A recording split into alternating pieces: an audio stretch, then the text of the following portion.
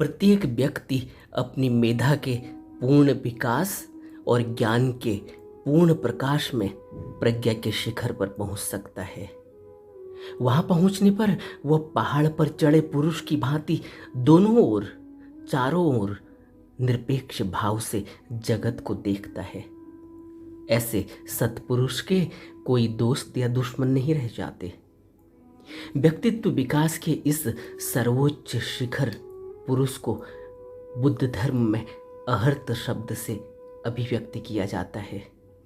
मानवीय गुणों के विकास का यह एक उच्चतम स्थान है, जिसे एक व्यक्ति अपने जीवन में बुद्ध धर्म और संघ के मार्ग पर चलकर सभी विकारों को दूर कर विमुक्त हो आसीन हो सकता है। ऐसे मुक्त पुरुष को कोई कष्ट नहीं होता।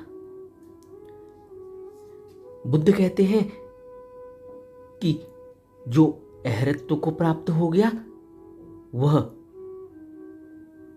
ऐसे पहाड़ पर चढ़ जाता है जहां से वह नीचे मुड़कर देखता है और नीचे उसे यह संसार दिखाई देता है। वह संसार में नहीं रहता, वह संसार से ऊपर उठ जाता है और समस्त संसार को जैसे कोई पर्वत से खड़े होकर देखता है, वह भी वैसे ही देखता है।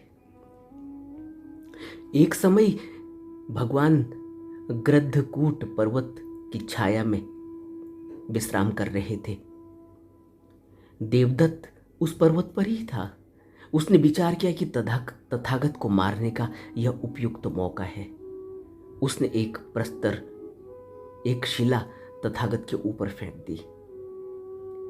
वह चट्टान गिरी, टूट गई, लेकिन भगवान को पांव में थोड़ी सी खरोंच आ गई।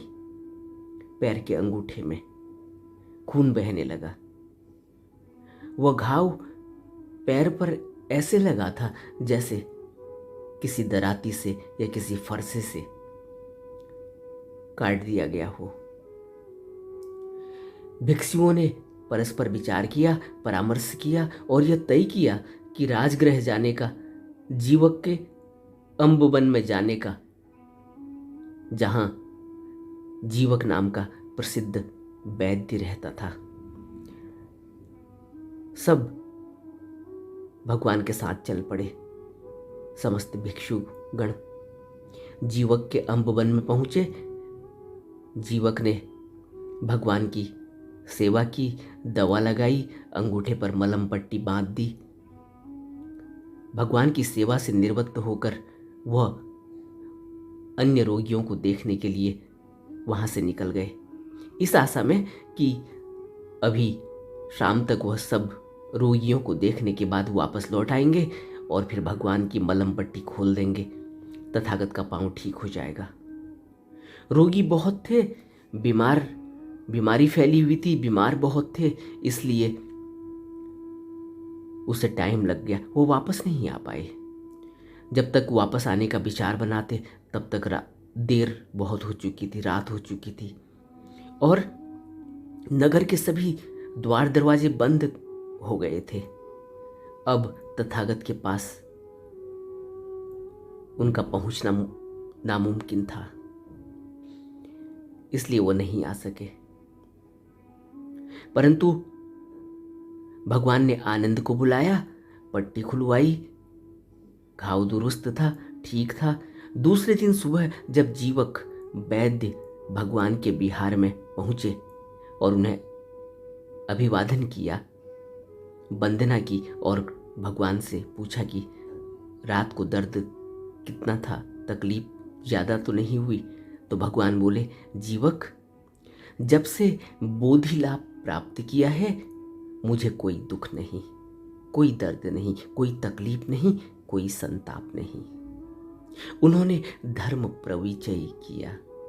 वे बोले कि जो किनारे पर पहुंच गया निर्वाण को प्राप्त कर चुका है, जिसका मार्ग समाप्त हो गया है, जिसने अपने आप को शोक रहित और विमुक्त कर लिया, सब तरह की ग्रंथियों का, व्याधियों का, परिहार कर लिया, उसके लिए अब कोई संताप नहीं। संसार यात्रा पूरी कर लेने वाले, शोक रहित, सभी तरह से मुक्त और जिसके सभी सांसारिक बंधन नष्ट हो गए हैं, उस व्यक्ति के लिए न तो शारीरिक और न मानसिक कलेश ही रहता है। उसे कोई कष्ट नहीं रहता। तब बुद्ध ने यह गाथा कही थी कि गतद्धिनो विशोकस विप्पमुत्तस सब्बथि सब्बगंथ पपीहनस परिलाहो न विजति। जिसने मार्ग तय कर लिया, जो शोक रहित हो गया, सर्वथा विमुक्त हो गया, जिसकी सभी ग्रंथियां खत्म हो गई, उसे अब कोई कष्ट नहीं। उस व्यक्ति का जिसने संसार की यात्रा पूरी कर ली हो, सभी प्रकार से जिसके सांसारिक बंधन टूट गए हों, जिसके सभी कासाई, सभी काय गंध,